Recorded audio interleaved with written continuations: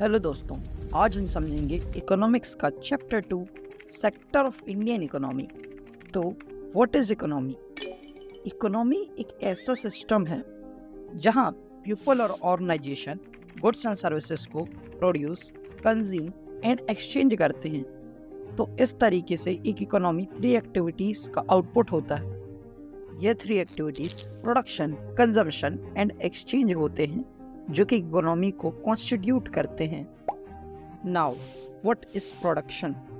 Production का मतलब किसी भी कमोडिटी में वांट सेटिस्फेक्शन पावर को जनरेट कर देना है, जिससे कि वह लोगों के लिए यूजफुल बन जाए। फॉर एग्जांपल, वुड को ट्रांसफॉर्म करके सोफा बनाया जा सकता है, कॉटन को ट्रांसफॉर्म करके कपड़े बनाए जा सकते हैं। इन दोनों ही केस में रॉ मटेरियल यानी कि वुड्स एंड कॉटन को ट्रांसफॉर्म करके लोगों की डिमांड के अकॉर्डिंग चेंज किया जा रहा है, जिससे कि यह लोगों के लिए यूजफुल बन जाए।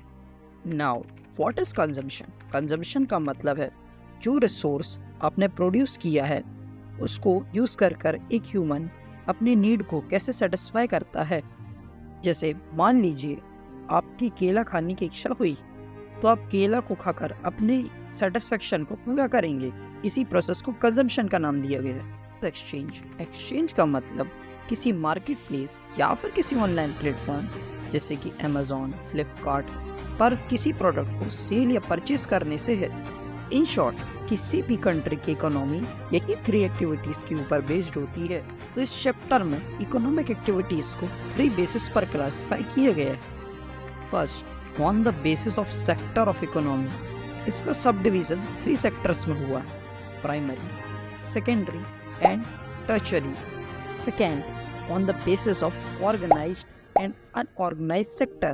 The third and last, on the basis of ownership, जिसमें कि सेक्टर को पब्लिक सेक्टर और प्राइवेट सेक्टर में क्लासिफाई किया गया है। तो स्टार्ट करते हैं फर्स्ट डिवीजन के साथ, जो कि है division of sector on the basis of activities. इसमें फर्स्ट टाइप का सेक्टर है प्राइमरी सेक्टर। प्राइमरी सेक्टर एक ऐसा सेक्टर है जिसमें नेचर के थ्रू गुड्स को प्रोड्यूस किया जाता है। प्राइमरी सेक्टर फुल्ली लिंक्ड होता है नेचर से। इसमें एग्रीकल्चर, कैटल रेयरिंग, माइनिंग जैसी एक्टिविटीज़ आती। मेनली प्राइमरी सेक्टर में 2 ही टाइप्स की एक्टिविटीज़ आती हैं। फर्स्ट, एग्रो बेस्ड एक्टिविटीज़, जिसमें कि फार्मिंग, हॉर्टिकल्चर, पिसीकल्चर जैसी एक्टिविटीज़ आती हैं। And second is extraction activities, जिसमें कि coal mining, metal mining, mineral mining ये सब आता है। Next sector is secondary sector. इस सेक्टर को मैन्युफैक्चरिंग सेक्टर और इंडस्ट्रियल सेक्टर के नाम से भी जाना जाता है। इस सेक्टर में जो गुड्स हमको प्राइमरी सेक्टर से मिलता है उसको ट्रांसफॉर्म कर फिनिश गुड्स में कन्वर्ट। जैसे कॉटन हमको प्राइमरी सेक्टर से मिलता है, इसको कपड़े में बदलने का काम सेकेंडरी सेक्टर का होता है। The last sector is territory sector. इस सेक्टर को सर्विस सेक्टर के नाम से भी जाना जाता है, क्योंकि यह सेक्टर केवल सर्विसेज में ही डील करता है। इस सेक्टर में गुड्स का कोई भी प्रोडक्शन नहीं होता। यह sector primary and secondary sector को प्रोडक्शन करने में सपोर्ट करता है। इसमें transportation, communication, banking, warehousing जैसी एक्टिविटीज आती हैं। So the next concept is comparing 3 sector: primary sector, secondary sector and territory.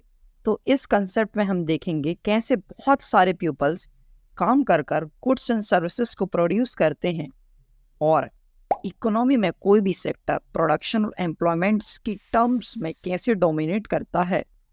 आपके मन में एक क्वेश्चन जरूर आया होगा, किसी भी कंट्री के सेक्टर्स की परफॉर्मेंस कैसे मेजर करी जा सकती है?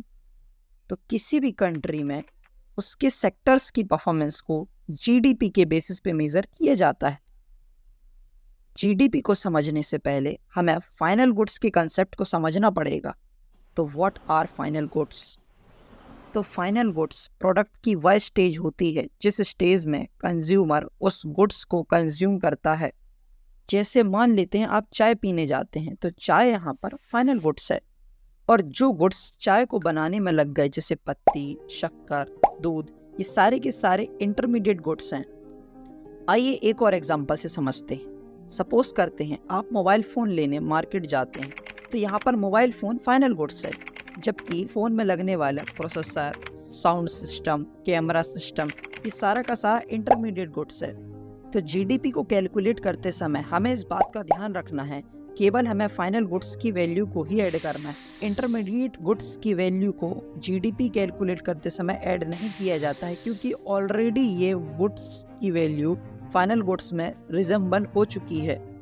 फॉर एन एग्जाम्पल, मान लेते हैं चाय हमको 10 रुपए की पड़ी, तो 10 रुपए की वैल्यू को ही जीडीपी में जोड़ा जाएगा, जबकि शक्कर की कॉस्टिंग, दूध की कॉस्टिंग, पत्ती की कॉस्टिंग, ये सारी कॉस्टिंग को जीडीपी में ऐड ऑन नहीं किया जाएगा, क्योंकि शक्कर, पत्ती और दूध ये इंटरमीडिएट गुड्स हैं। GDP, gross domestic product. GDP का मतलब किसी कंट्री में तीनों सेक्टरों से प्रोड्यूस होने वाले फाइनल गुड्स एंड सर्विसेज की टोटल वैल्यू से होता है। जीडीपी को सेंट्रल गवर्नमेंट मिनिस्ट्री के द्वारा मेजर किया जाता है, और जिस कंट्री की जीडीपी जितनी बड़ी होती है उस कंट्री की इकोनॉमी को उतना बड़ा माना जाता है। इंडिपेंडेंस के पहले हमारी कंट्री की जीडीपी को मेनली प्राइमरी सेक्टर के द्वारा कंट्रीब्यूट किया जाता था। इस समय सेकेंडरी सेक्टर और टेरिटरी सेक्टर में उतनी ग्रोथ देखने को नहीं मिलती थी, पर आफ्टर 1947 से लेकर 1991 तक सेकेंडरी और टेरिटरी सेक्टर में कुछ ग्रोथ देखने को मिली। बट आफ्टर 1991 से लेकर 2000 तक इंडस्ट्रियल सेक्टर में बहुत ज़्यादा ग्रोथ देखने को मिली, क्योंकि 1991 में इकोनॉमिक रिफॉर्म हुआ, जिसके तहत 3 मेजर पॉलिसीज लॉन्च करी गई: लिबरलाइजेशन, प्राइवेटाइजेशन एंड ग्लोबलाइजेशन, जिन्होंने इंडस्ट्रियल सेक्टर की ग्रोथ में बहुत हेल्प करी। आफ्टर 2000 टर्शरी सेक्टर में रिमार्केबल ग्रोथ देखने को मिली, और आज हमारी जीडीपी में मेन कंट्रीब्यूशन टर्शरी सेक्टर का ही है। टर्शरी सेक्टर को सर्विस सेक्टर के नाम से भी जाना जाता है। तो आइए अब हम प्राइमरी सेक्टर, सेकेंडरी सेक्टर और टर्शरी सेक्टर की ग्रोथ को ईयर ऑन ईयर कंपेयर करके देखते हैं। जैसा कि आप इस डायग्राम में कंट्री की जीडीपी को 2 टाइम फ्रेम में देख पा रहे हैं, that is 1973 to 1974 and 2013 to 2014। अगर हम दोनों टाइम हॉरिजन की जीडीपी को कंपेयर करेंगे तो हम इजीली ये समझ पाएंगे कि पहले की जीडीपी और अभी की जीडीपी में क्या डिफरेंस है। करंट टाइम में हमारी जीडीपी मेन टर्शरी सेक्टर के द्वारा डोमिनेट की जा रही है। अब हम समझने वाले हैं अंडर एम्प्लॉयमेंट का कॉन्सेप्ट। तो आइए समझते हैं। प्राइमरी सेक्टर में बहुत सारे लोग अंडर एम्प्लॉयड हैं, जिसका मतलब वह अपने फुल पोटेंशियल को वर्क में यूज़ नहीं कर पा रहे हैं। जैसे एक पर्सन सेल्स एक्सपर्ट है और वह लेबर की जॉब कर रहा है, तो इसे अंडर एम्प्लॉयमेंट कहा जाता है, क्योंकि वह अपने फुल पोटेंशियल को यूज़ ही नहीं कर पा रहा है। अंडर एम्प्लॉयमेंट और अनएम्प्लॉयमेंट एक दूसरे से डिफरेंट होते हैं। अंडर एम्प्लॉयमेंट में एक पर्सन अपने फुल पोटेंशियल को यूज़ नहीं कर पाता है, जबकि अनएम्प्लॉयमेंट में एक व्यक्ति के पास जॉब ही नहीं होती। तो अब एक question, how to create more employment. तो आइए ढूंढते हैं इसके तरीके। फर्स्ट वे, एक पर्सन किसी भी बिजनेस से सेल्फ एम्प्लॉयड हो सकता है, जैसे चाय बेचकर, कपड़े बेचकर, तेल बेचकर। सेकेंड पॉइंट, नीति आयोग के अनुसार एजुकेशन सेक्टर में 20 लाख से ज़्यादा जॉब क्रिएट की गई। तो पढ़ाई लिखाई पर फोकस करिए अगर आपको जॉब चाहिए है तो। टूरिज्म के डेवलपमेंट से 35 लाख लोगों को जॉब मिली है। और गवर्नमेंट ने मनरेगा एक्ट 2005 चलाया है, जिसके तहत 100 डेज के एम्प्लॉयमेंट की गारंटी खुद गवर्नमेंट लेती है। मनरेगा का पूरा नाम Mahatma Gandhi national rural employment guarantee act है। तो अब हम आते हैं नेक्स्ट क्लासिफिकेशन पर।